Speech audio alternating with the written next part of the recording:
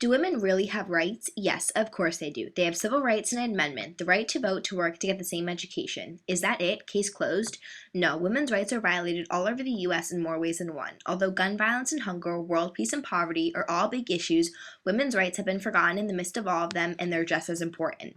Women have been fighting for equal rights since the 1800s. In 1920, the 19th Amendment gave all women the right to vote. Throughout 1941 to 1945, when all the men went to war, the women took over the men's jobs, trying to maintain the success of the businesses. When the men got back from war and the women were no longer needed, they were pushed aside and never given the free opportunity to any job again.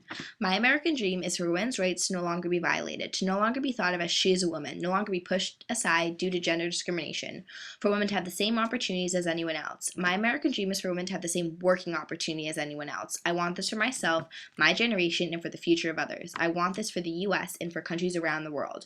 Why should a man make more money than a woman? What makes them more qualified? 40 years ago, women got paid 40 cents for every $1 a man made. Today, women get paid 77 cents for every $1 a man makes. Does that seem right? Does that seem fair?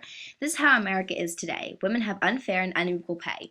Women make 18% less than a man on average. In some places, the money gap between women and men are $20,000. The unemployment rate for women 20 years and older went from 7% to 7.3% in 1 month alone. This is how America should be. Equal pay no matter what your gender or race is. You should be evaluated on how you work and how committed you are.